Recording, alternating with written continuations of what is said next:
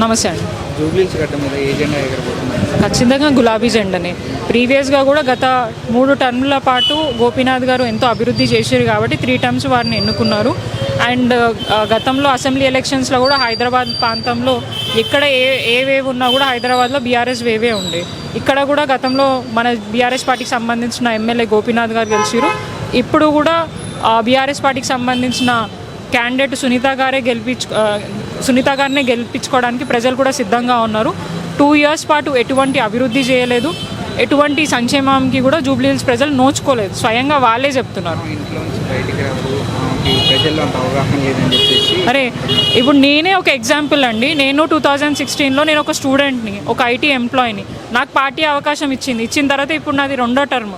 10 సంవత్సరాల పాటు నేను రాజకీయాల్లో ఉన్నాను. నాకు కూడా రాజకీయాల అవగాహన లేదు. కానీ ఏదైనా కూడా బయటికి వస్తే ఇప్పుడు వారు ఆల్రెడీ వాళ్ళది రాజకీయ కుటుంబం, నాదైతే అసలుకే కాదు.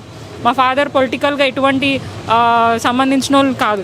అయినా కూడా మాకు అవకాశం ఇచ్చారు. మహిళలను చిన్న చూపు చూసే సంస్కృతి కాంగ్రెస్ పార్టీకి ఉంది కాబట్టి ఎక్కడికక్కడ మహిళలు పోయినా కూడా ఆమె ఏం చేయదు, ఆమెకు చేత కాదని మాట్లాడుతారు. ఆమె ఏం చేయగలుగుతుందా, ఎంతవరకు మిమ్మల్ని నీళ్లు తాగిపించే విధంగా కూడా పనిచేయగలుగుతుందా అనేది ప్రజలు గమనించారు. కాబట్టి ఎక్కడికి పోయినా కూడా సునీత గారికే గెలిపిస్తాం, సునీత గారికి మేము ఓటేస్తామని చెప్తున్నారు. ఎందుకంటే వాళ్ళు క్లియర్గా చూశారు పరిపాలన. 10 సంవత్సరాల పాటు బీఆర్ఎస్ పరిపాలన ఎట్లా ఉండే, 2 ఇయర్స్ నుంచి కాంగ్రెస్ పరిపాలన ఎట్లా ఉంది, అరాచక పాలన ఉంది. ఎక్కడ ప్రజలు ఏదైనా సంక్షేమం గురించి అడిగినా, అభివృద్ధి గురించి అడిగినా కూడా కేసులు పెట్టే పరిస్థితి కనిపిస్తుంది. సో అట్లాంటి పరిపాలన వద్దు. మాకు నాయకుడు అంటే చేతులెత్తి నమస్కరించే వాళ్ళు కావాలి, కానీ చేతులెత్తి కొట్టే వాళ్ళు వద్దు అని చెప్పి ప్రజలకి అర్థమైంది. కాబట్టి అదేవిధంగా కూడా వచ్చే నవంబర్ 11th రోజున బీఆర్ఎస్ పార్టీకి ఖచ్చితంగా ఓటేస్తాం, గెలిపిస్తామని వాళ్ళే స్వయంగా చెప్తున్నారు. కాంగ్రెస్ ఇప్పుడు ఎక్కడైనా కూడా ప్రభుత్వం ఉన్నది ఏది, కాంగ్రెస్ పార్టీ. సో ఖచ్చితంగా ఏ పార్టీ ఉన్నది, ఏ పార్టీ గెలుస్తుంది అనేది దిశలోనే పోతుంది. ఇప్పుడు నిజంగానే కాంగ్రెస్ వర్సెస్ బీఆర్ఎస్ఏ, కానీ కాంగ్రెస్ బుల్డోజర్ వర్సెస్ కార్. ఇక్కడ మీకు క్లియర్గా కనిపిస్తుంది, బుల్డోజరే ఉంది ఇక్కడ, ఇంకా ఏం పని చేస్తలేదు. కాంగ్రెస్ పార్టీ ఏదైనా పని చేసింది మొత్తం తెలంగాణలో కానీ హైదరాబాద్లో అని అంటే బుల్డోజర్తో ప్రజలను భయపెట్టించి ఓట్లు దండుకొని ఇప్పటికి కూడా అదే ప్రయత్నం చేస్తుంది. ఎక్కడికక్కడ ఎవరైనా ప్రశ్నించినా, భయపెట్టించినా, లేదంటే ఏదైనా అడిగినా కూడా వాళ్ళ ఇళ్ళ మీద బుల్డోజర్ తీసుకెళ్తుంది. సో అదే నినాదంతో మేము ముందుకు పోతున్నాం. డైరెక్ట్ ప్రచారంకి వెళ్తే మీకు తెలుస్తుంది ఎవరికి సపోర్ట్ చేస్తున్నారా అని చెప్పేసి.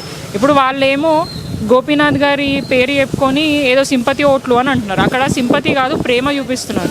గోపీనాథ్ గారు 10 సంవత్సరాల పాటు బీఆర్ఎస్ పార్టీ నాయకులని, జూబ్లీహిల్స్ ప్రజల్ని ఎంత అండగా ఉన్నారు. 24 గంటల పాటు వాళ్ళకి అందుబాటులో ఉండి ఎన్ని అభివృద్ధి చేసిండ్రు అనేది ప్రజలు చూస్తున్నారు.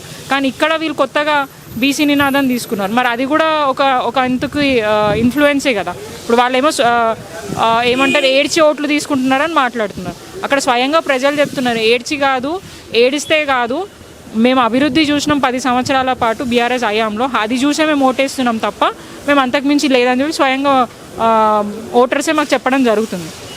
సో ఇక్కడ development versus BRS, development versus Congress bulldozer డెవలప్మెంటే కనిపిస్తుంది. గులాబీ జెండా ఎగురుతుంది డెఫినెట్గా నవంబర్ 11th రోజున. మైనారిటీ ఓటర్స్ కూడా ఖచ్చితంగా బీఆర్ఎస్ పార్టీకే సపోర్ట్ చేయడానికి ఉన్నారు.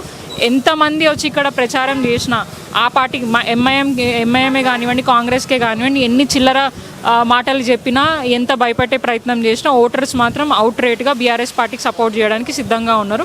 డెఫినెట్గా నవంబర్ 11th రోజున క్లియర్గా తెలుస్తుంది ఎవరు గెలుస్తారు, ఎవరు గెలవరు అని.